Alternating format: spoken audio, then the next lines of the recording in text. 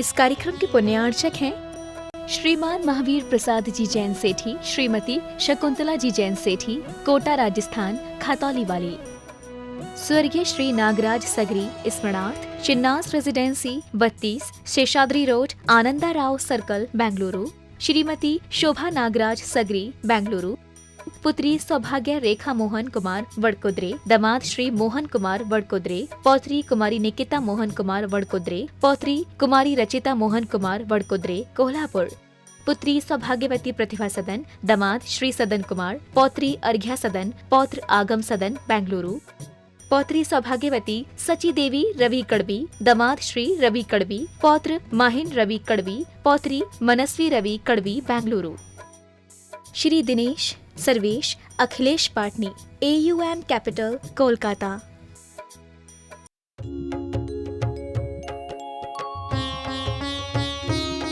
शंका समाधान। बोलिए समन संस्कृति उन्नायक प्रातः स्मरणीय संत शिरोमणि परम पूज्य 108 आचार्य गुरुवर विद्यासागर जी महामुनिराज की जय जय जय। बोले गुणायतन प्रणीता, शंका समाधान प्रवर्तक, भावना योग प्रवर्तक, प्रखर वक्ता परम पूज्य 108 यूनिवर्सिटी प्रमाण सागर जी मुनिराज की जय जय जय। बोले परम पूज्य 108 यूनिवर्सिटी अरह सागर जी मुनिराज की जय जय जय। प्रिय बंधुओं, जैसा कि आपको विदित ही है कि पूज्य गुरुदेव का मंगल में विहार द्रुत गति से वर्तमान लक्ष्य श्री सम्मेत शिखर जी की ओर चल रहा है और इस मंगल विहार के क्रम में आज संध्याकालीन समय पूज्य गुरुदेव का मंगल में प्रवेश मिर्जापुर जिला अंतर्गत लहंगपुर के मां विंध्यवासिनी उच्च माध्यमिक विद्यालय के प्रांगण में हुआ है और यहीं से आज के शंका समाधान कार्यक्रम आयोजित है। बंधुओं, कल मिर्जापुर वासियों की जो चिर अभिलषित अभिलाषा है वह पूर्ण होने जा रही है और कल यहां से बिहार होते हुए मध्याह्न 3 बजे मिर्जापुर के नगर प्रवेश होगा। बंधुओं, मिर्जापुर के उत्साह में देख रहा हूं अभी से ही और शायद लगता मिर्जापुर पहुंचते आपका उत्साह पूर्ण रंग लाने वाला है, ऐतिहासिक स्वरूप देगा।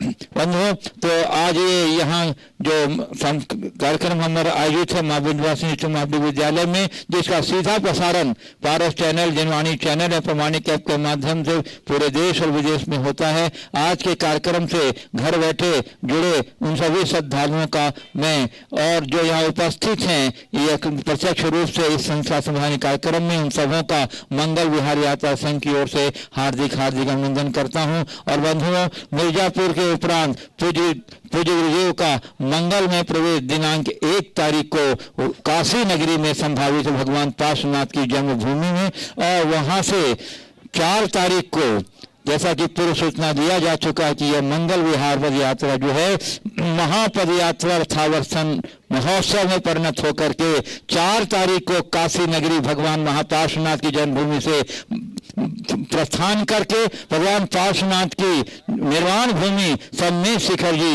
मार्च के अंतिम सप्ताह में पहुंचने की संभावना है। इसके लिए इसमें योगदान देने के लिए, इसमें सम्मिलित होने के लिए मैं आपको बताया था कि आप प्रमाणिक ऐप के माध्यम से आप फॉर्म भर करके इसमें अपनी भागीदारी सुनिश्चित कर सकते हैं। इसके लिए बहुत सीधा सरल प्रक्रिया है। प्रमाणिक ऐप खोलिए, उसमें रसावर्तन महोत्सव आइकॉन मिलेगा, उसको क्लिक कीजिए, आप फॉर्म का फॉर्मेट मिल जाएगा, उस फॉर्म को भेज कर भेजिए और 25 तारीख तक हम आपसे अपेक्षा रखते हैं ताकि हम उसके बाद आप जो जितने भी हमारे पास प्रविष्टियाँ आएंगे उसके आधार पर हम आगे कार्यक्रम निश्चित करेंगे, उनके सारी व्यवस्थाओं उनके लिए सारी व्यवस्थाओं को सुनिश्चित करेंगे। चलिए अब मैं आपको लिए चलता हूं शंका समाधान की ओर। इसके पूर्व हम लोग रोज की तरह सर्वप्रथम गुरुदेव के चरण कमलों में त्रिवार नमोस्तु निवेदित करते हुए उनके मंगल में आशीर्वाद से अपने को अभिषेक कृतार्थ करेंगे। तो हाथ जोड़िए, मस्तक झुकाइए और बोलिए मेरे साथ, नमो सूर्यदेव, नमो सूर्यदेव, नमो सूर्यदेव। बोले मुझसे प्रमाण सागर जी महाराज की जय जय जय। और प्रथम कष्ट के लिए मैं आमंत्रित कर रहा हूँ ये मां विंध्यवासिनी उच्चतर माध्यमिक विद्यालय लहंगपुर के प्रबंधक श्री लव कुश तिवारी जी को, जो RSS के संचालक भी हैं, और फिर तैयार रहेंगे श्री राकेश त्रिपाठी मिर्जापुर, जो स्थानीय दैनिक जन जागरण के संवाददाता भी हैं। हम अपने सभी लहंगपुर के नगर निवासियों की तरफ से श्री गुरु जी के चरणों में सादर प्रणाम करते हैं।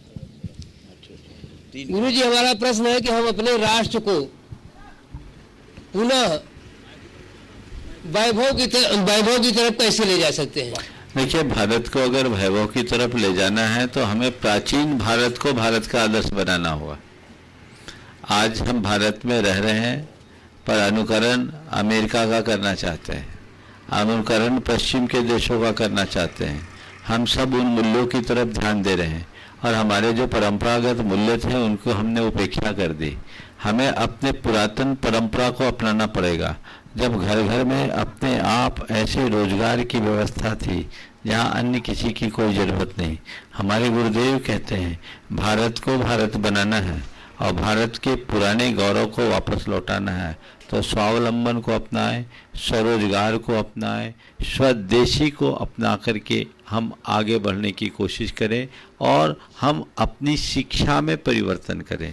जो भारत की पुरानी अवधारणा है, हमारे यहाँ शिक्षा का मतलब केवल किताबी ज्ञान नहीं था, शिक्षा का अर्थ सीख था जो हमारे जीवन के लिए बड़ी उपयोगी होती थी, जिस शिक्षा के बाद कोई बेरोजगार नहीं घूमता था। आज की शिक्षा का ये कुपरिणाम है कि पीएचडी होल्डर भी आज चपरासी की नौकरी के लिए आवेदक बन जाता है। ये कितना बड़ा मजाक है। तो ये शिक्षा जो हमारी पुरातन शिक्षा थी, जिसका अर्थ होता था कला और गुणों का विकास, तो स्वदेशी, स्वरोजगार, स्वावलंबन और हमारी जो मूलभूत शिक्षा की अवधारणा है, इन्हें देश में जब लागू किया जाएगा तभी भारत बन पाएगा और अपने पुराने गौरव को लौटा पाएगा। श्री राकेश जी त्रिपाठी, जो दैनिक जागरण पत्र के संवाददाता हैं मिर्जापुर से, और जो तैयार रहेंगे श्री राजेंद्र त्रिपाठी जी, उत्तर प्रदेश माध्यमिक शिक्षक संघ के महासचिव एवं पत्रकार।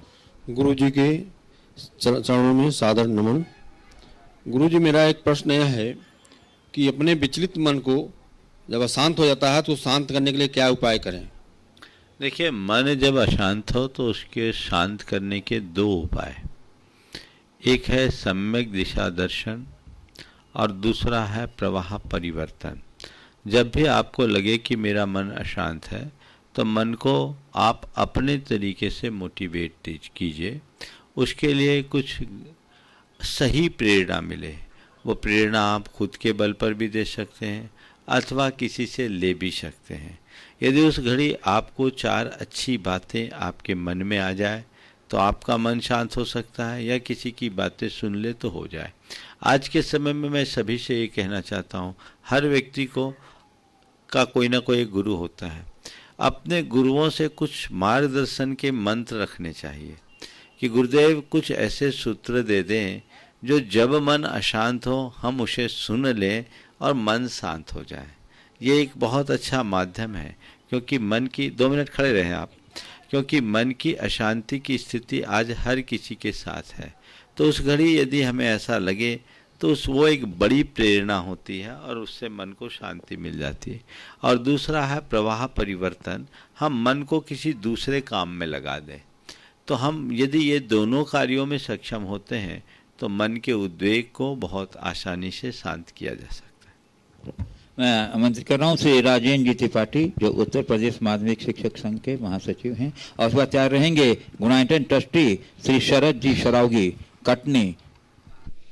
मैं आचार्य श्री के चरणों में अपना श्रद्धा निवेदित करता हूँ, आशीर्वाद की अभिलाषा रखता हूँ।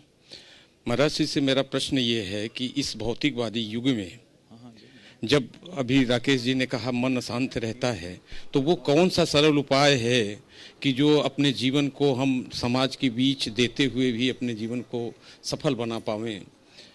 ये मेरा प्रश्न है। अपने जीवन को समाज के लिए खपाते हुए भी सफल बनाने का उपाय क्या है? देखिए, बड़ा सरल उपाय है, ज़्यादा कुछ नहीं करना है। अपने कर्तव्यों पर हम दृढ़ रहें और कर्तव्यों का ठीक तरीके से अनुपालन करें। जीवन को हम आगे भी बढ़ा पाएंगे और समाज को भी हम अच्छा कर पाएंगे। कर्तव्य शब्द बहुत व्यापक है। हमारा स्वयं के प्रति कर्तव्य है, परिवार के प्रति कर्तव्य है, समाज के प्रति कर्तव्य है, देश के प्रति कर्तव्य है। जो भी हमारे कर्तव्य है उन सारे कर्तव्यों को मुझे ठीक तरीके से निभाना है। जो मनुष्य सही अर्थों में अपने कर्तव्यों में दृढ़ रहता है उसका निश्चित जीवन उद्धार होता है। हमने पुराण पुरुषों के चरित्र को पढ़ा है, देखा है। विकट से विकटतम परिस्थितियों में उन्होंने कर्तव्य विमुखता नहीं अपनाई, वे कर्तव्य में दृढ़ रहे। जो मेरा कर्तव्य है मुझे अपनी अंतिम सांस तक पूरा करना है, बस ये एक सूत्र है, इसे आत्मसात कर ले, सब कुछ प्राप्त हो। यूनाइटेड ट्रस्टी श्री शरद सरावगी कटनी जो इस पद विहार में भी बड़ी सक्रियता से योगदान दे रहे हैं, और उसके बाद तैयार रहेंगे श्रीमती कल्पना सतीश जैन सतना। गुरु जी को 3 बार नमोस्तु नमोस्तु नमोस्तु। गुरु जी, इस पद विहार में मैं भी एक सेवक के रूप में आपके साथ चल रहा हूं और अपने जीवन के सर्वोच्चम क्षण को, खुशी के क्षण को अनुभव कर रहा हूं। परंतु गुरु जी, कभी कभी ऐसी समय आता है, कुछ बात आती है तो कुछ व्यापार के कारण मेरे दिमाग में कुछ विभिन्नता उत्पन्न हो जाती है। तो मैं चाहता हूं गुरु जी, धर्म और व्यापार में कैसे समन्वय बनाऊं कि मैं इस धर्म लाभ को अधिक से अधिक ले सकूं। देखो, एक बात बोलूं, ये बहुत अच्छी बात है कि तुम जैसे अति व्यस्त व्यक्ति ने सारे व्यापार से अपने आप को अलग करके इस पद यात्रा में चलने का मन बनाया है, और बहुत अच्छी बात है। दोनों टाइम चल रहे हैं और इनका मन है कि मुझे सम्मेद शिखर तक की पूरी यात्रा करनी है। बहुत स्वागत योग्य कदम है। अब दिमाग में व्यापार आता है ना, तो जब मन में व्यापार आए उससे कह दो अब जो कुछ होगा मार्च के बाद, शिखर जी के बाद, जो करने वाले कर लो। और एक रास्ता बता देता हूँ, जितने देर पैदल चलो ना, अपने प्रतिष्ठान में बोल दो कि कोई फ़ोन मत करना, और दिन भर में आधा घंटे का समय सुनिश्चित कर दो कि इतनी देर में जो व्यापारिक बातचीत करनी कर लो, इसके अलावा और कुछ नहीं। निष्फकर रहोगे, नहीं तो तन यहाँ रहेगा, मन वहाँ, नुकसान हो जाएगा। जब तुम एक प्रकार से संकल्पित होकर के चल रहे हो और चलना ही चाह रहे हो तो इस बात को दिमाग में लाने की आवश्यकता नहीं। श्रीमती गुरुवार, नमस्ते गुरुवार। श्रीमती कल्पना सतीश जैन सतना जो इस पूरे पद विहार में बड़ी सक्रियता से योगदान दे रहे हैं, उसके बाद तैयार रहेंगे श्रीमती संध्या सवाहर जैन सतना। गुरुदेव के चरणों में नमोस्तु नमोस्तु नमोस्तु।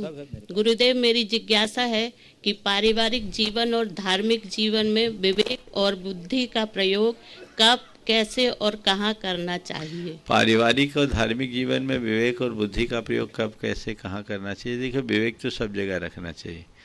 बिना विवेक के काम नहीं होता। मनुष्य को विवेकशील होना चाहिए। विवेक के बड़े व्यापक अर्थ हैं। एक अर्थ है सूझबूझ और एक अर्थ है सही पहचान, आत्मज्ञान, भेद विज्ञान। तो देखिए, घर परिवार में रहते हैं, यदि व्यक्ति के हृदय में सूझबूझ हो तो बड़ी से बड़ी समस्याओं का वो बहुत सहजता से निदान कर सकता है, हल निकाल सकता है। और व्यक्ति के मन में सूझबूझ न हो तो सूझबूझ खो जाने से छोटी छोटी बातों में भी व्यक्ति उलझ जाता है। तो हमें हर हाल में विवेकमत्ता से काम करना चाहिए। बुद्धि और विवेक के अंतर को हमें समझना चाहिए। बुद्धि सदैव लाभ और हानि की बात देखती है और विवेक अच्छे और बुरे की बात करता है। लाभ हानि बहुत बड़ी चीज़ नहीं है, लेकिन अच्छा बुरा बहुत बड़ी चीज़ है। विवेक ये कहता है कि कई जगह नुकसान भी है लेकिन परिणाम अच्छा है तो स्वीकार लो, और कई जगह फायदा है लेकिन परिणाम बुरा है तो उसे हटा दो। तो हमें विवेकशील होकर के जीना चाहिए और दूरगामी परिणामों को ध्यान में रख करके चलना चाहिए। बुद्धि अल्पकालिक लाभ या हित की बात करती है और विवेक दीर्घकालिक हित को साधता है। इसलिए हमें विवेक को प्रमुखता देनी चाहिए। बुद्धि जहाँ आवश्यक और अपेक्षित है उसका प्रयोग करे, लेकिन जब पारिवारिक या सामाजिक हितों की बात आती है तो वहाँ विवेकमत्ता का पूर्ण परिचय दें। श्रीमती संध्या जवाहर जैन सतना जो पूरे बिहार में बहुत सक्रियता से योगदान दे रहे हैं बंधु, और उसके बाद तैयार रहेंगे श्री मुकेश मोदी कटनी। मुनिद्वय के चरणों में बारंबार नमोस्तु नमोस्तु नमोस्तु। महाराज जी, तीर्थ क्षेत्र हमारी संस्कृति एवं धार्मिक चेतना का प्रमुख आधार है, परंतु गुरुदेव अधिकांश क्षेत्रों पर जैन समाज की संख्या कम होने के कारण उस क्षेत्र का समग्र विकास एवं सुरक्षा दोनों पर नकारात्मक प्रभाव पड़ रहा है। इस दिशा में किस प्रकार का पहल करना चाहिए तथा संपन्न लोगों के इसमें क्या जिम्मेदारी बना? देखिए, तीर्थों का संरक्षण और तीर्थों का विकास हम सबकी बड़ी महती जिम्मेदारी है। निश्चित तीर्थ क्षेत्र निर्जन वनों में है और वहाँ लोगों के निवास की संभावनाएं कठिन होती, पर इसका एक सरल उपाय है कि हम तीर्थ यात्रा की प्रवृत्ति बढ़ाएं, तीर्थों में हमारा आवागमन बना रहे। अगर तीर्थों में आवागमन होता है तो वहाँ संसाधन भी विकसित होते हैं और तीर्थों की आवक बढ़ने से उसके संरक्षण की भी व्यवस्था हो सकती है। अगर हम तीर्थ यात्रा के प्रति सतत उत्साहित बने रहेंगे तभी हमारे तीर्थ संरक्षित रहेंगे, सुरक्षित रहेंगे। इसलिए सभी लोगों को चाहिए कि वे अपने साल में कुछ दिन तीर्थ यात्राओं के लिए जरूर निकालें और तीर्थ यात्राओं में भी उन तीर्थों को खोज करके चुनें जहाँ लोग कम जाते हैं, तो हमारा सभी तीर्थ सुरक्षित होगा और हम उसका व्यवस्थित संरक्षण कर सकेंगे। गुरुवर नमोस्तु। बोलो। मैंने काफ़ी यात्राएं की, काफ़ी क्षेत्रों के दर्शन करने गए, दक्षिण उत्तर मध्य सभी जगह, लेकिन देखने में ये आ रहा है, मैं कुछ उदाहरण के नाम भी ले रहा हूँ।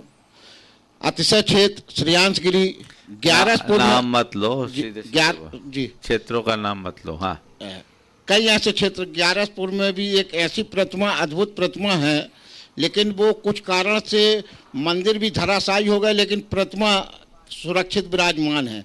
ऐसे संरक्षित जगहों का कैसे समुचित विकास हो? देखिए, ये क्षेत्र हमारे कुछ तो काल के प्रभाव से, कुछ उपेक्षा के कारण प्रभावित हुए। बहुत सारे क्षेत्र जो हैं पुरातत्व विभाग के अंतर्गत चले गए, वहाँ तो हम कुछ कर नहीं सकते, लेकिन जिन क्षेत्रों को समाज ने संभाला है आज उनका विकास हो रहा है और उन विकास के लिए एक ही उपाय है कि ऐसे क्षेत्रों का ठीक तरीके से प्रचार प्रसार हो और लोगों का आवागमन बढ़े। नमोस्तु। श्री मुकेश मोदी कटनी बंधुओं, सारी व्यवस्थाओं का मुख्य आधार होता है भोजन व्यवस्था, और इतनी सुंदर व्यवस्था इन्होंने भोजन की है कि सभी लोग बड़े मुग्ध हैं इनकी व्यवस्था से। एक बार जोरदार खत्म होते हमारे मुकेश मोदी जी का। हाँ, बारातियों की तरह लोग बोल रहे हैं, भैया हम बारात में चल रहे हैं कि बिहार में चल रहे हैं। बहुत सुंदर बारात में चलिए। मुकेश मोदी कटनी, इनके बाद तैयार रहेंगे पंकज जैन, पारस हौजरी, सतना। गुरुदेव के चरणों में नमोस्तु नमोस्तु नमोस्तु। भावनाओं के गुरुवर, भावनाओं के आवेग पर किस प्रकार नियंत्रण रखा जा सकता है? भावनाओं के आवेग पर नियंत्रण रखने के लिए सतत अभ्यास जरूरी है। जिस समय भावनाओं का वेग हो उस समय उसे नियंत्रित कर पाना थोड़ा कठिन है, लेकिन जब वेग शांत हो तो हम उसे बहुत अच्छे से नियंत्रित कर सकते हैं। हर पल एक कमांड अपने मन को दें, मुझे अपनी भावनाओं पर नियंत्रण रखना है, मुझे अपनी भावनाओं पर नियंत्रण रखना है, मुझे अपनी भावनाओं पर नियंत्रण रखना है। ये बात यदि बार बार दोहराएंगे तो आप भावनाओं के वेग में बहने से बच जाएंगे। कई बार हर मनुष्य के साथ ऐसा होता है कि क्षणिक भावनात्मक आवेग के कारण वे कुछ भी कर बैठते हैं और वह उनके जीवन की भयंकर भूल बन जाती है। किसी भी क्षेत्र में व्यक्ति को बड़ा भारी नुकसान हो जाता है, तो वहाँ हमें भावनाओं पर संयम रखना चाहिए। मेरे संपर्क में एक क्रिकेटर है जो रणजी तक खेला।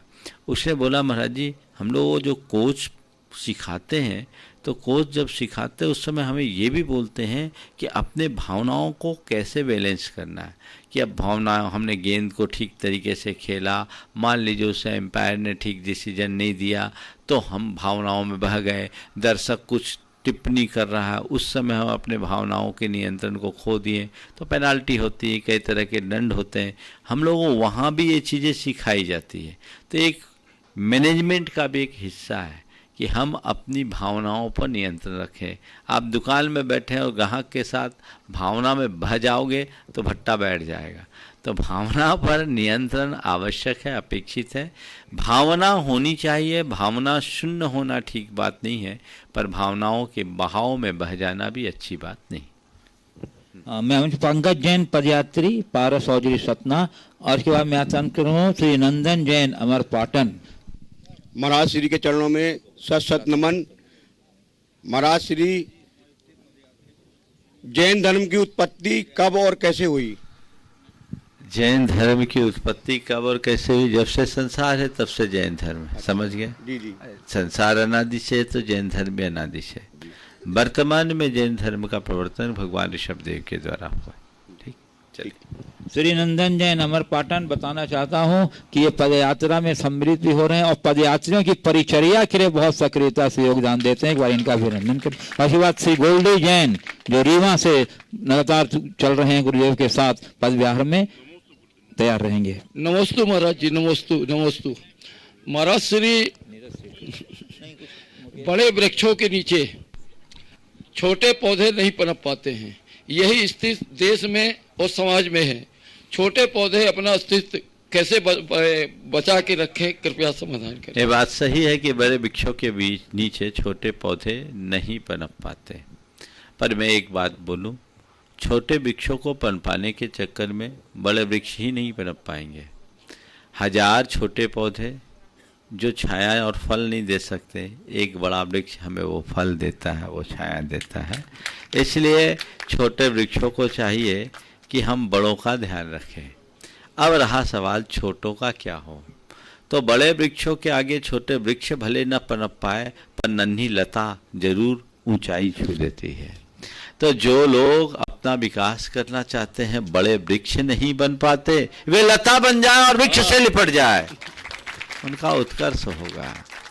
अगर छोटे वृक्ष बड़े वृक्षों को कोसते हैं तो ये उनकी नकारात्मकता है।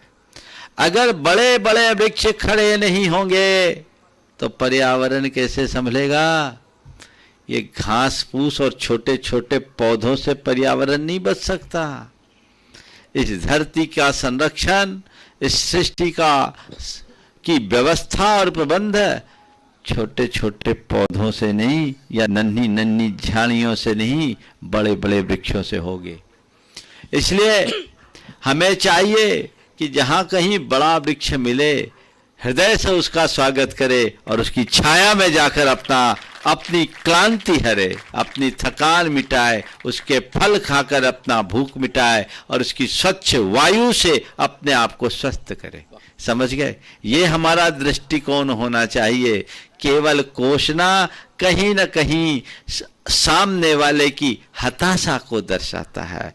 वृक्ष बड़े हुए हैं, पर कब? थोड़ा ये भी तो सोचो। यूं ही वृक्ष बड़े नहीं होते, वृक्ष तभी बड़े होते हैं जब धरती में गड़े होते हैं। वृक्ष तभी बड़े होते हैं जब धरती में गड़े होते हैं और शीत गर्मी बरसात की बाधाओं को सहते हुए हर समय खड़े होते हैं। समझ गए? वृक्ष तभी बड़े होते हैं। इसलिए वृक्ष की तपस्या को समझो, तब काम होगा। बड़ा बनना बहुत कठिन है, कोसना सरल। अरे ये तो बड़े बड़े वृक्ष है, छोटे वृक्षों का रस इनने ले लिया।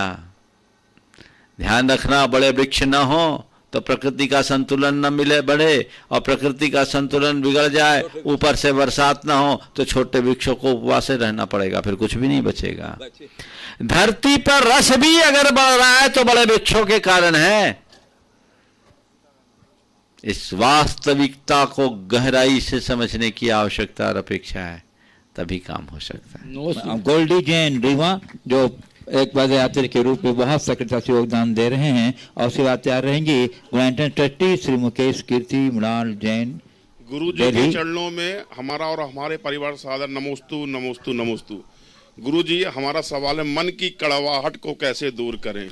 मन की कड़वाहट को कैसे दूर करें? मैं एक पूछता हूँ, कोई कड़वी चीज खा लेते हो, मुंह में कड़वी चीज खाते हो तो क्या करते हो? खाने में कोई कड़वी चीज आ जाए तो क्या करते हो, बोलो? थोड़ा सा मीठा खा लेते। हाँ, थोड़ा सा मीठा खा लेते हैं। आए गड़बड़ है, ये सही उत्तर नहीं है। मुंह में कड़वी चीज चले जाए तो कड़वी खाते हो कि उसको उगलते हो? उगल देते हैं। हाँ, ये बोलो ना, उगल देते हैं। तो मन में कड़वापन आए तो जिसके कारण कड़वापन आया उसको उगल दो, कड़वाहट खत्म। इतना ही तो करना है। अंदर रखोगे तो कड़वाहट बना रहेगा, चाहे उसके ऊपर कितना भी मीठा खा लो। बोलो, कड़वी चीज खाने के बाद ऊपर से मीठा खा लेंगे तो भी कड़वी डकार आती कि नहीं आती? अनुभव है ना। इसलिए क्या करो, जिससे कड़वाहट प्रकट हो उसे उगल दो। जीवन की सार्थकता इसी में। क्वांटन ट्रस्टी श्री मुकेश के चिमिराल जैन दिल्ली, जो पूरे पद विहार में बड़े श्रद्धा और समर्पण के साथ अतिथि समय भागवत में अपना योगदान दे रही है। एक बार जोरदार करते ध्वनि से इनका अभिनंदन कर लीजिए। और सेवा तैयार रहेंगी अंजू जैन, क्वांटन ट्रस्टी प्रमाणिक समूह की सक्रिय सदस्य, कोटा। नमोस्तु गुरुदेव। आप हमेशा कहते हैं कि प्रतिकूल परिस्थिति में सहज रहें, समता रखें, कोई प्रतिक्रिया नहीं करें और सुख दुख में हर्ष और विषाद नहीं करें। तो गुरुदेव, निरंतर ऐसी प्रवृत्ति करने से क्या हमारी संवेदना प्रभावित नहीं होगी या क्या हम निष्ठुर नहीं बन जाएंगे? तो गुरुदेव, हम कैसे ध्यान रखें कि हम बॉर्डर लाइन से विपरीत तो नहीं जा रहे? मैं पूछता हूं, संवेदना या वेदना किसे प्रमुखता दोगे? इन परिस्थितियों में विचलित होकर वेदना का अनुभव करना अच्छा है या इनमें तटस्थ रहना अच्छा है? तटस्थ रहना। तो बताओ, इसलिए वेदना से बचो, संवेदना कहीं नहीं जाएगी। समझ गए? जो हमारे मन को दुखी बनाए, पीड़ा दे, त्रास दे, उससे हमें हमेशा बच के रहना चाहिए। नमस्ते गुरुदेव। पूछेंगे? हाँ, ट्रस्टी अंजू जैन जो प्रामाणिक समूह की सक्रिय सदस्य हैं और ये भी अति संभागवत में बहुत सक्रियता से योगदान दे रही हैं। और इसके बाद तैयार रहेंगे श्री नीरज सेठिया, अयोध्या। नमोस्तु गुरुदेव। नमोस्तु नमोस्तु गुरुदेव। जब भी हमें क्रोध आता है तो हम बोल देते हैं क्या करें, परिस्थिति ऐसी थी, सामने वाले ने बात नहीं मानी। जब भी मान आता है तो हम बोल देते हैं कि नहीं, ये हमारा स्वाभिमान है।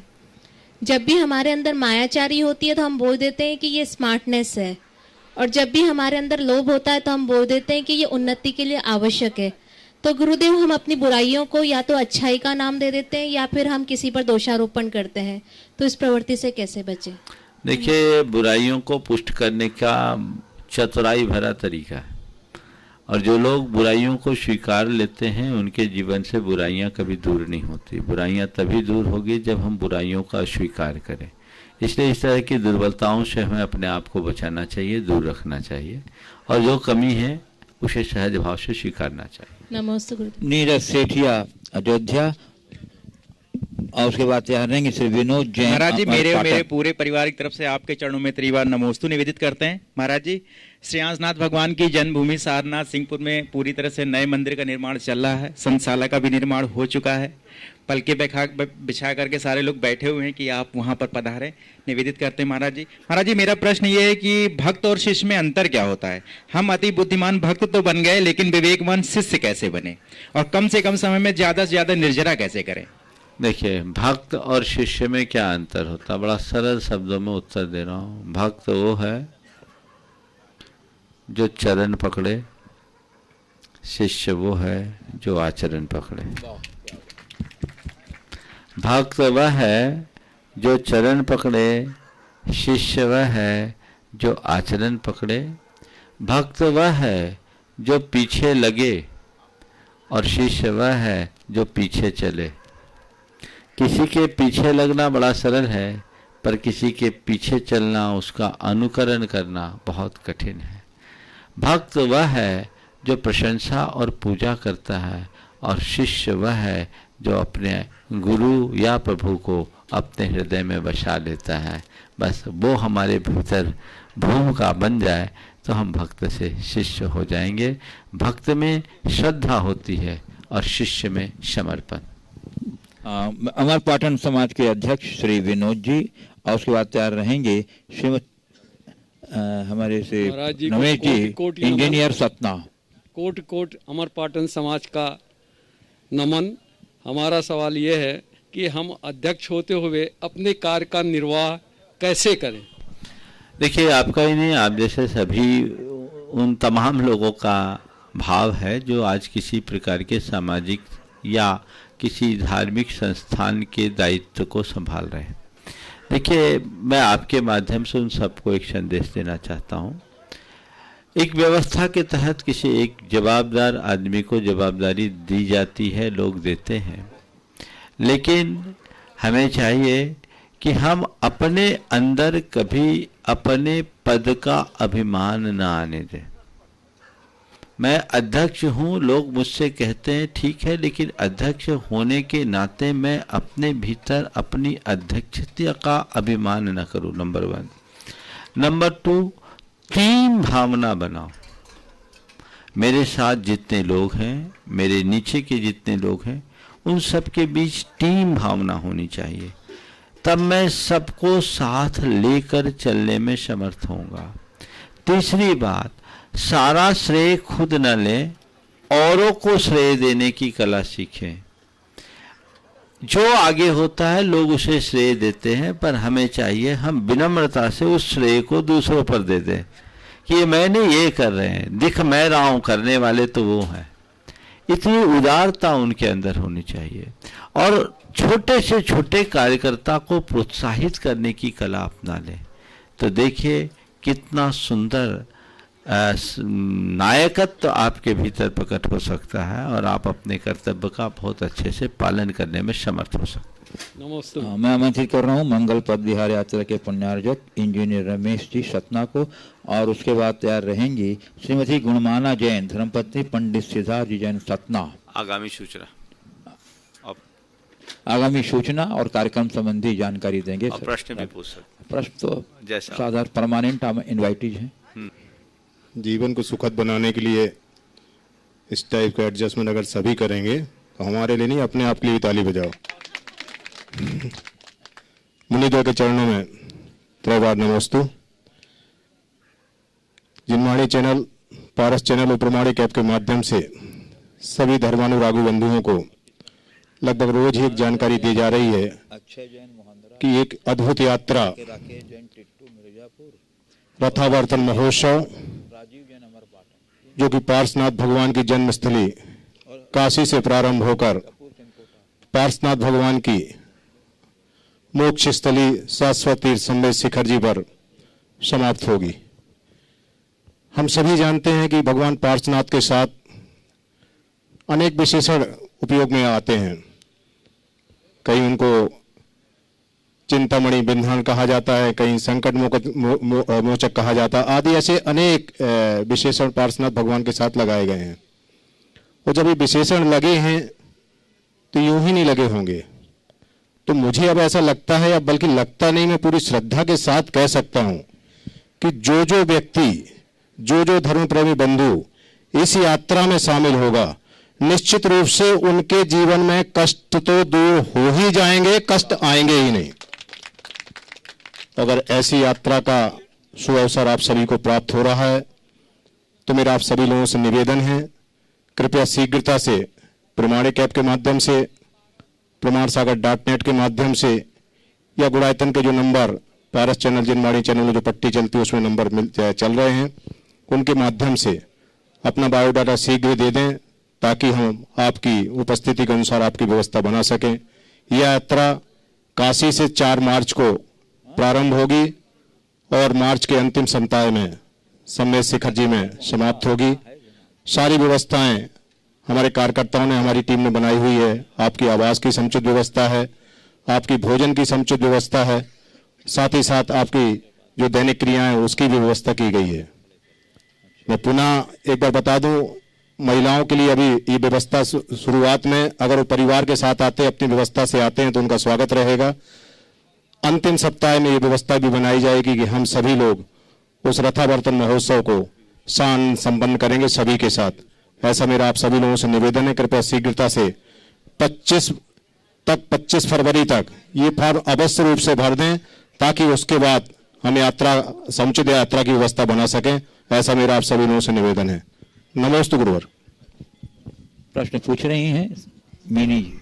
मुनिदय के चरणों में त्रिवार बिट्टू और बिट्टू के परिवार का नमोस्तु नमोस्तु नमोस्तु। हाँ बोलो। रंगों को बिखरने के लिए हमेशा निखरना पड़ता है, रंगों को निखरने के लिए हमेशा बिखरना पड़ता है। परिवार और समाज को निखारने के लिए हमें क्या करना चाहिए? नमोस्तु गुरुदेव। देखिए, रंगों को निखारने के लिए बिखरना पड़ता है और परिवार को निखारने के लिए एकजुट होना पड़ता है। बस एकजुटता बनाए रखो, परिवार निखर जाएगा। हाँ। श्रीमती गुणमाला जैन, धर्मपत्नी पंचदाजी जैन सतना, जो असीस भाग में बहुत सक्रिय से योगदान दे रही हैं। उसके बाद तैयार रहेंगे हाँ गुणायतन के शिरोमणि संरक्षक श्री पीयूष जी, कल्पना जी कन्नौज, जिन्हें मुनिदय के चरणों में मेरा और मेरे परिवार का त्रिवार नमोस्तु नमोस्तु नमोस्तु।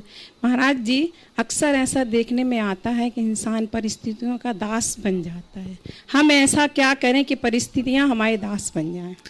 देखिए, परिस्थितियों को अपना दास बनाना है तो एक ही उपाय है, कोई भी परिस्थिति आए डटकर उसका सामना करो, उन्हें एक चुनौती मानो और अपनी उपलब्धियों में परिवर्तित करो। नमोस्तु। हाँ शिरोमणि संरक्षक श्री पीयूष जी, कल्पना जैन कन्नौज, और उसके बाद कुमार अक्षय जैन मोहंद्रा, राकेश जैन डिट्टू मिर्जापुर और राजीव जैन अमरपाटन, तीनों एक साथ खड़े हो जाएंगे और क्रम क्रम से प्रश्न पूछ लेंगे। नमोस्तु गुरुदेव, नमोस्तु नमोस्तु नमोस्तु। महाराज श्री, जीवन में कठिन परिस्थितियों में अपने आप को सहज बनाए रखने के लिए हमें क्या प्रयत्न करना चाहिए? देखिए, जब भी कठिन परिस्थिति हो, अपने अंदर सहजता लाने के लिए सबसे पहले सोच को सकारात्मक बनाना चाहिए, आत्मविश्वास को जगाना चाहिए, धैर्य रखना चाहिए और आशावादी बनना चाहिए। यदि ये चारों बातें हम आत्मसात कर ले तो विषमतम परिस्थितियों में स्थिरता रखने की क्षमता हम अपने भीतर विकसित कर सकेंगे। कुमार अक्षय जैन मोहंद्रा जी, राकेश जैन टिट्टू मिर्जापुर, राजीव जैन अमरपाटन। हाँ, एक साथ आ जाओ, सब एक ही जगह आ जाओ। अक्षय आगे आ जाओ। चलो पहले अक्षय जैन प्रश्न पूछ लें, कुमार अक्षय जैन मोहंद्रा, उसके बाद जल्दी वहीं खड़े हो जाओ एक साथ, जल्दी से। महाराज जी के चरणों में त्रिवार नमोस्तु नमोस्तु नमोस्तु। महाराज जी, मेरा प्रश्न यह है कि जीवन की भागदौड़ में कभी कभी ऐसी स्थिति भी आ जाती है कि ना ही बोल सकते हैं और ना ही कोई प्रतिक्रिया दे सकते हैं, तो इस स्थिति में हमें क्या करना चाहिए? ना बोल सकते हैं, ना प्रतिक्रिया दे सकते हैं, उस समय हमें थोड़ा सकारात्मक सोचना चाहिए और धैर्य रखना चाहिए। नमोस्तु महाराज जी, नमोस्तु। मेरा प्रश्न ये है महाराज जी, जीवन में सुख दुख एक सिक्के के दो पहलू हैं, इनका अपने जीवन में किस प्रकार उपयोग करें जिससे हमारा जीवन सार्थक हो जाए? देखिए, सुख दुख जीवन के एक पहलू, इसे जानो। और एक किस्सा सुना देता हूँ जी। एक बार एक राजा बहुत विचलित हुआ कि सामने युद्ध होने वाला है, मैं जीतूंगा कि हारूंगा। उसको आत्मविश्वास की कमी थी। एक संत के पास पहुंचा। संत ने उससे कहा, देख मेरे पास एक चमत्कारी सिक्का है, इसे उछालता हूँ, फैसला भी हो जाएगा। उन्होंने कहा ठीक है। उनने झोले में हाथ डाला और सिक्का उछाला। बोला हेड या टेल? उन्होंने बोला हेड। निकला हेड। और वो उसका आत्मविश्वास जग गया और वो युद्ध लड़कर आया, जीता। और जीत करके उस संत के चरणों में जाकर आभार प्रकट किया कि आपकी कृपा से ये इतना बड़ा युद्ध में जीत गया, आपका बहुत बहुत आभार। संत ने कहा इसमें मेरा कोई आभार नहीं था। लिखा हाथ दिखाओ। हाथ दिखाया, वो सिक्का दिया तो देखा उस सिक्का के दोनों तरफ हेड बना हुआ था, टेल नहीं। समझ गए? तो बस मैं आपको ये सूत्र देता हूँ, अपने जेब में हमेशा एक ऐसा सिक्का रखो जिसके दोनों तरफ सुख हो, दुख की बात ही ना हो। सुख में तो सुख है ही, दुख में भी सुख मनाने की कला अपना ले ताकि हमारा जीवन धन्य हो सके। और मैं अगले प्रश्न के लिए आमंत्रित कर रहा हूँ गुणायतन के संरक्षक परिवार से श्री विकास जी जैन मिर्जापुर। विकास जी जैन मिर्जापुर, और उसके बाद तैयार रहेंगे श्री विक्रम जी जैन मिर्जापुर। नमोस्तु गुरुवर, नमोस्तु गुरुवर, नमोस्तु गुरुवर। आपका आगमन हमारे घर मिर्जापुर में हो रहा है। हाँ बोलो। आपका आगमन मेरे मिर्जापुर यहाँ पे हो रहा है, इससे बहुत प्रसन्नता है। और हम चाहते हैं कि कितना प्रयत्न करें कि अधिक से अधिक लाभ और आपका प्रवास भी इससे आनंद प्राप्त हो सके। बिल्कुल बिल्कुल, बहुत अच्छी बात है। मिर्जापुर वालों का प्रबल पुण्य है, इसमें कोई संशय नहीं। और पिछले अनेक वर्षों से लगे रहने का परिणाम है। ये तीसरी बार मिर्जापुर का योग बनने जा रहा है। कल ये शंका समाधान तुम्हारे मिर्जापुर में ही होगा, ये बहुत अच्छा सुयोग है। आपने पूछा अधिक से अधिक लाभ हम कैसे करें। जी, बस ये समझो कि कम समय मिला है, भरपूर लाभ लेना है। जैसे 2020 के मैच में हर गेंद को बाउंड्री के बाहर पहुंचाने का प्रयास किया जाता है, ऐसे तुम लोगों की जिम्मेदारी है हर पल को सार्थक बनाने का प्रयत्न करो कि अल्पकालिक प्रवास भी हम सबके जीवन के लिए एक यादगार पल बन सके और हमारे जीवन के रूपांतरण का आधार बन सके। जी जी। संरक्षक परिवार मिर्जापुर से ही श्री विक्रम जैन। नमोस्तु गुरुवर, नमोस्तु गुरुवर, नमोस्तु गुरुवर। गुरुवर, मैं ये जानना चाहता हूँ कि मैं अपने धर्म की प्रभावना को और कैसे आगे ज्यादा बढ़ा सकता हूँ। बिल्कुल सही बात पूछना है यार। भाव सबके हृदय में होना चाहिए। पहले भावना होती फिर प्रभावना होती। मेरे मन में जब तक धर्म की प्रबल भावना नहीं होगी मैं प्रभावना कैसे करूँगा? जब तक मेरे अंदर प्रकाश न हो मैं दूसरे को प्रकाश कैसे बढ़ा पाऊंगा? तो पहला प्रयास ये करो कि मैं अपने जीवन में यथासंभव धर्म को धार कर जी सकूं, आत्मसात करके जी सकूं और फिर अपने तन से, मन से और धन से इसे औरों तक जितना फैला सकूं फैलाने का प्रयास करना चाहिए। नमस्ते। चलिए अगले प्रश्न के रूप में आमंत्रित कर रहा हूँ गुणायतन के संरक्षक श्री ऋषभ जी, सुमन जी जैन, मिर्जापुर, जिनके अथक प्रयास से पूज्यदेव का मिर्जापुर की ओर आना संभव हो सका है। एक बार कर्ता ध्वनि से इनका अभिनंदन कर दीजिए बंधु। गुरुदेव के पावन चरणों में बारंबार नमस्कार हो। नमोस्तु नमोस्तु नमोस्तु। गुरुदेव, मौन एक व्रत है, साधना है, तप है, सब कुछ इसमें समाहित है। तो गुरुदेव, इस मौन को हम केवल मुंह बंद कर तक सीमित रख सकते हैं या मन और कुछ आत्मा से भी इसका संबंध बनता है? देखिए, मौन एक बहुत बड़ी साधना है। एक मुख का मौन है, एक मन का मौन है। मुंह को मौन करना बड़ा सरल है, मन का मौन हो जाना बहुत ऊंची बात है। और जब मन मौन होता है तब हमारी आत्मा मुखर होती है और हम आत्मा के साथ अपना संवाद स्थापित करते हैं। आत्मा को मौन करने की जरूरत नहीं है, बाहर के कोलाहल से मुक्त होने की जरूरत है। कोलाहल वचनों से ही नहीं मन से होता है। वचनों का कोलाहल अल्पकालिक होता है, मन तो 24 घंटे कोलाहल में होता है। अभ्यास और साधना से यदि हम उसे नियंत्रित करें तो अपने जीवन को सफलीभूत कर सकते हैं। नमस्ते। मैं आमंत्रित कर रहा हूँ श्री मनीष जैन, बुढ़ार, गुणायतन ट्रस्टी, और सेवा तैयार रहेंगे आदर्श जैन, अमरपाटन, गुणायतन ट्रस्टी। नमोस्तु महाराज जी, नमोस्तु महाराज जी, नमोस्तु महाराज जी। महाराज जी, वास्तव में भविष्य होता नहीं है, उसे निर्माण किया जाता है। ओ, फिर से वास्तव में भविष्य होता नहीं है, उसका निर्माण किया जाता है। मैं कैसे अपना और अपने परिवार के साथ मिलकर कैसे भविष्य का निर्माण करूं कि एक मिसाल बन जाए? बहुत अच्छी बात की है। भविष्य होता नहीं, निर्माण किया जाता है। आपने पूछा अपने और अपने परिवार के साथ मिलकर कैसे भविष्य का निर्माण करूं। वर्तमान के एक एक पल को सार्थक करना शुरू कर दो, भविष्य अपने आप निर्मित हो जाएगा। जो वर्तमान को व्यर्थ करता है उसका भविष्य भी व्यर्थ हो जाता है। नमस्ते महाराज। गुणायतन ट्रस्टी आदर्श जैन, अमरपाटन से तैयार रहेंगे अरहंत तजमेरा, बड़वानी। नमोस्तु महाराज श्री, नमोस्तु महाराज श्री। महाराज श्री, एक मातृभूमि, दूसरी जन्म देने वाली माँ, तीसरी जिनवाणी माता, इन तीनों माताओं में कैसे सामंजस्य बैठाएं? मातृभूमि, जननी माँ और जिनवाणी माता, इनमें तीनों में सामंजस्य कैसे बिठाएं? इनमें सामंजस्य बिठाने की जरूरत नहीं है, इन तीनों की शरण अपनाने की जरूरत है। हमें तीनों का ऋण चुकाने का प्रयास करना चाहिए। मातृभूमि का हम पर बड़ा ऋण है और उससे ऋण होने का एक ही रास्ता है, अपने आचार, विचार और व्यवहार से मातृभूमि के गौरव को बढ़ाएं।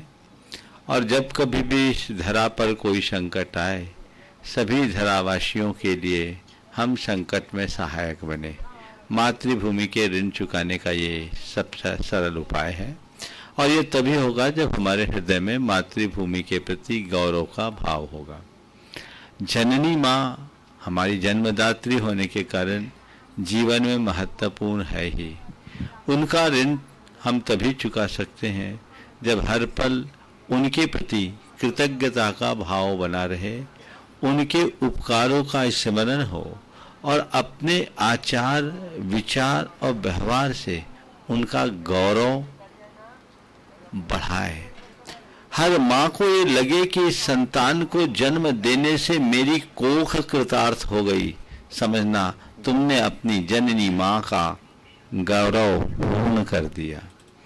अगर माँ को लगता है कि ये बेटा कैसा पैदा हो गया, तो समझ लो ये हमारी नालायकी की पराकाष्ठा है।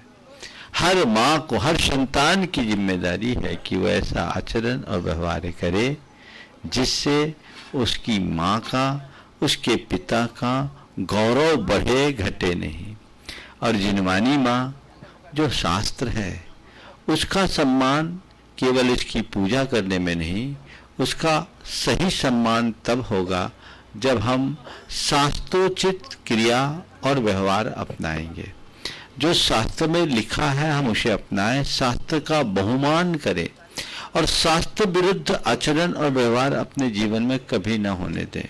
सब कुछ चलता है ऐसा नहीं, जिसकी हम पूजा करते हैं उस शास्त्र को, वो माँ है हमारी, वो शारदा है, वो जिनवानी है, उसे हम खो नहीं सकते। उसकी अवमानना हम किसी हाल में नहीं कर सकते, उसकी अवमानना हमारे जीवन की एक बड़ी चूक है। ये मनोभाव जब जगेगा तभी हम जिनवानी माँ का भी सही गौरव रख सकेंगे और उनकी कृपा पा सकेंगे। श्री अरहंत अजमेरा बड़वानी और शिवाचार्य रहेंगे श्री NL जैन छावड़ा साहब, गुणाटन ट्रस्टी, जयपुर। नमस्ते महाराज जी, नमस्ते महाराज जी, नमस्ते महाराज जी। महाराज जी, ये प्रश्न मेरे बेटे आर्क अजमेरा का है। वो महाराज जी पूछता है भगवान जी कौन है, ये तो सब बताते हैं, पर मुझे ये समझ में नहीं आता कि भगवान क्या है। क्या मंदिर जी में विराजमान पाषाण की प्रतिमा जी जो है वही भगवान है, तो वो हमारा क्या भला करेंगी? बिल्कुल ठीक बात है। मंदिर में विराजमान जो पाषाण की प्रतिमा वो भगवान नहीं, वो तो मूर्ति है, पर उस मूर्ति के भीतर जो मूर्तिमान है वही भगवान है, यदि हम उसे पहचान सके तो। भगवान क्या है? हम खुद भगवान हैं, और भगवान जिन्हें हम बाहर भगवान के रूप में पूछते हैं वो हमारा सबसे विशुद्ध और निखरा हुआ रूप है, परिष्कृत रूप है। आत्मा से भिन्न कोई परमात्मा नहीं है। जिनके अंदर विकार है, बुराई है, वो आत्मा है। जो निर्विकार हो गया वो परमात्मा है। हमने मंदिर में जिन भगवान को विराजमान किया है उन्हें अपने जीवन का आदर्श बनाया है। वो मूर्ति नहीं है, मूर्तिमान है। ये बाहर की मूर्ति को हम ना देखें, उनके भीतर समाहित गुणों को देखें, जिसमें अहिंसा दिखती है, जिसमें वीतरागता दिखती है, जिसमें अपरिग्रह का आदर्श दिखता है, जिसमें क्षमता दिखती है, जिसमें क्षमा दिखती है, वह मूर्त भगवान की है। उस मूर्त को हम पहचाने जो आत्मा की सबसे विशुद्धतम अवस्था है। तो हम ये समझते हैं कि जिस रूप में भगवान की मुद्रा यहाँ विराजमान है, जैसे भगवान मेरे भीतर भी है, और हमें वही रूप अपने भीतर निखारने की जरूरत है। इस विश्वास से हम बाहर के इस मूर्त की पूजा करते हैं। ये बात बिल्कुल यथार्थ है। पत्थर को पूजने से भगवान नहीं मिलते, मूर्ति में छिपे मूर्तिमान को पहचानने से ही भगवान के दर्शन होते हैं। तो हम मूर्तिमान को पहचानने की कोशिश करें। श्री जैन छावड़ा साहब, जयपुर, राजस्थान, गुणाटन ट्रस्टी स्वाचार्य रहेंगे श्री संजीव जैन, जयपुर। गुरुवर, मेरी ओर से, मेरे परिवार की ओर से, गुणायतन के सभी सहयोगियों की ओर से हार्दिक नमन, वंदन। मेरा से एक छोटी सी जिज्ञासा है कि सेहत, फैशन और परंपरा, इसको एक धागे में कैसे पिरोया जाए? सेहत, फैशन और परंपरा को एक धागे में कैसे पिरोया जाए, बहुत अच्छा प्रश्न आपने किया। देखिए, सेहत सबसे महत्वपूर्ण तत्व है।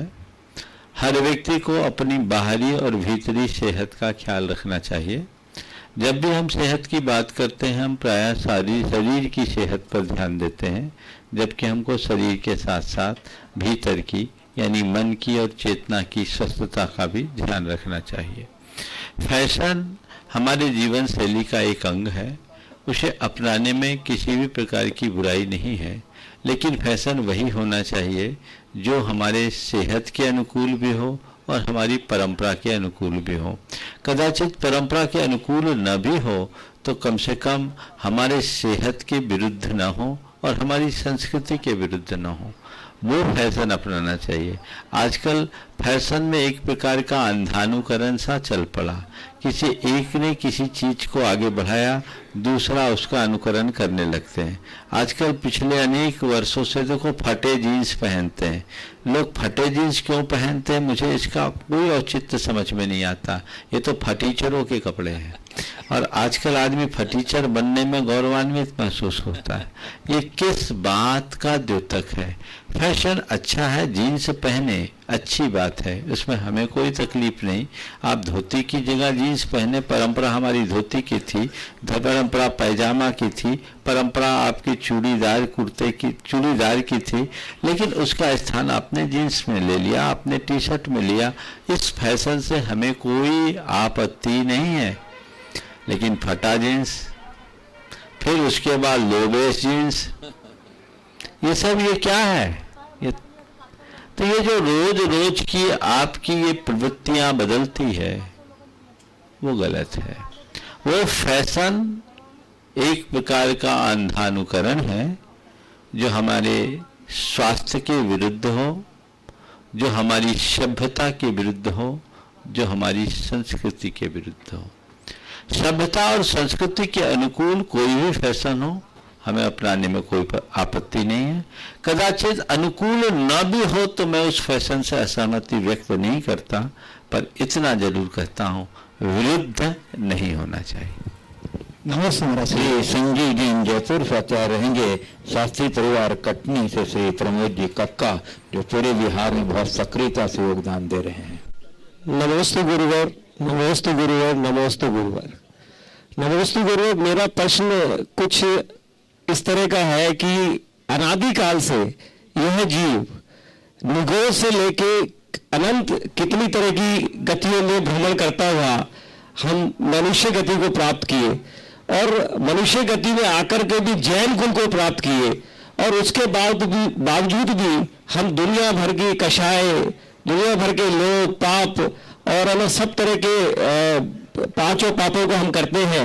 और इन सब चीजों का ज्ञान होने के बाद भी, हम इस चीज को समझने के बाद भी हम इन चीज से क्यों नहीं विमुख होते?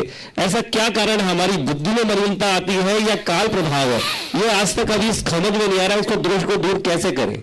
जिया जग धोखे की टाटी, जान बूझ कर अंध बने हैं, आंखन बांधी पाटी, जिया जग धोखे की टाटी। तो ये धोखा है, इस धोखे से बाहर आना होगा, तभी हम कुछ अच्छा कर पाएंगे। ये हमारी अज्ञानता का फल है और हमारे मोहजन्य संस्कार का परिणाम।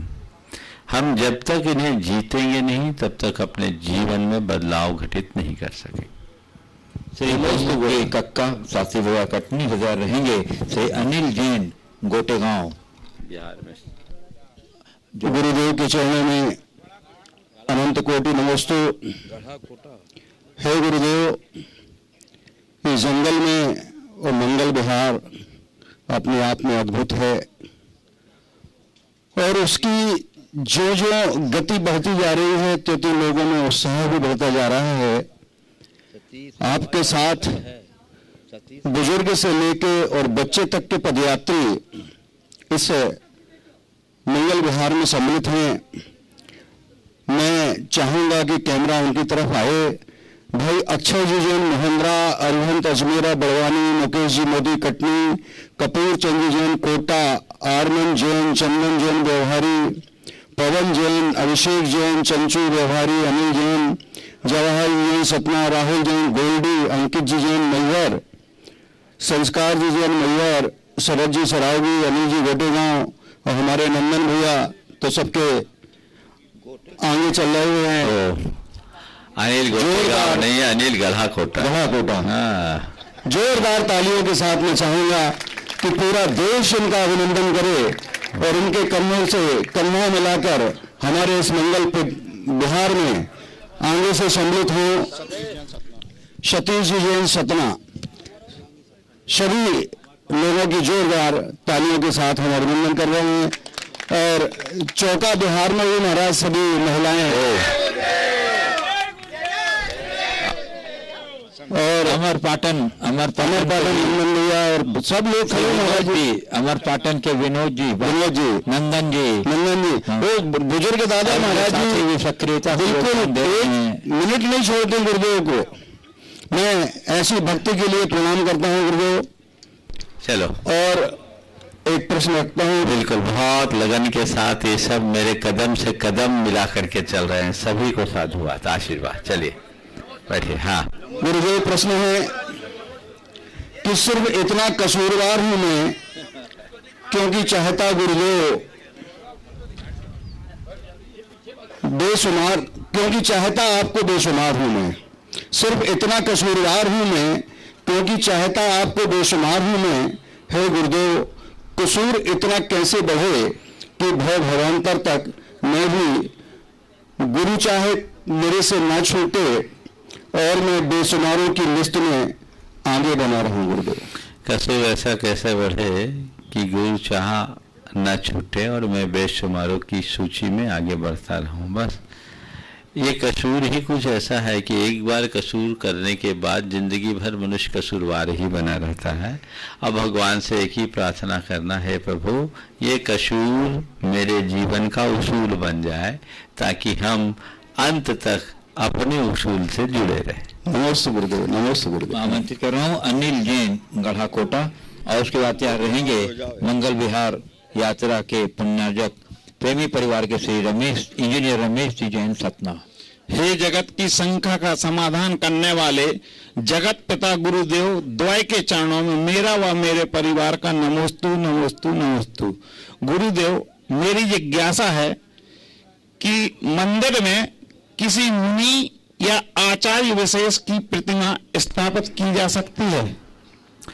देखिए, हमारे यहाँ हमारे मूल आराध्य पंच परमिष्टि और 24 तीर्थंकर है।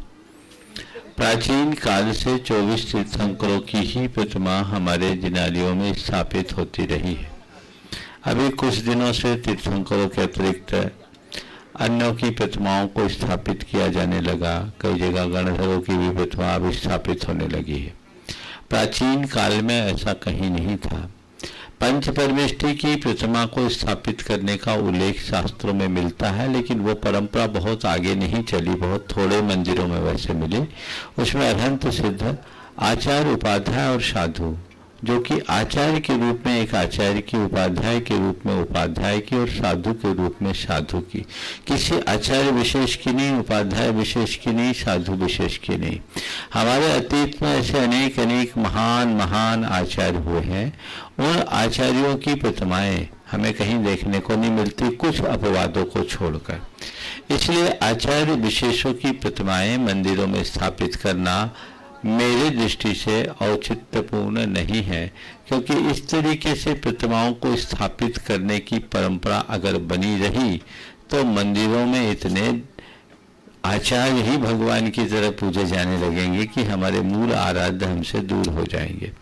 इसलिए हम एक आचार्य की प्रतिकृति बनाकर सभी आचार्यों की पूजा करें, उसमें कोई हानि नहीं है, लेकिन आचार्य की अलग से प्रतिमा विराजमान करने की बात मुझे ठीक नहीं जचती। इस प्रकार आज के इस सत्र को परम पूज्य गुरुदेव के चरणों में नमन अर्पित करते हुए मैं यहीं पर विराम दे रहा हूँ।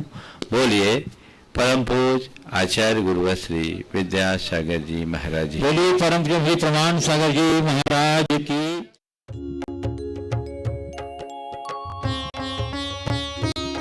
शंका समाधान। इस कार्यक्रम के पुण्यार्चक थे श्रीमान महावीर प्रसाद जी जैन सेठी, श्रीमती शकुंतला जी जैन सेठी, कोटा राजस्थान खतौली वाली। स्वर्गीय श्री नागराज सगरी स्मरणार्थ, Chinnas residency 32, Seshadri road, Ananda Rao circle, Bengaluru. Shrimati Shobha Nagaraj Sagari, Bengaluru. पुत्री सौभाग्य रेखा मोहन कुमार वडकुद्रे, दामाद श्री मोहन कुमार वडकुद्रे, पौत्री कुमारी निकिता मोहन कुमार वडकुद्रे, पौत्री कुमारी रचिता मोहन कुमार वडकुद्रे, कोल्हापुर। पुत्री सौभाग्यवती प्रतिभा सदन, दामाद श्री सदन कुमार, पौत्री अर्घ्या सदन, पौत्र आगम सदन, बेंगलुरु। पौत्री सौभाग्यवती सची देवी रवि कड़बी, दामाद श्री रवि कड़बी, पौत्र माहिन रवि कड़बी, पौत्री मनस्वी रवि कड़बी, बेंगलुरु। Shri Dinesh, Sarvesh, Akhilesh Patni, AUM capital, Kolkata.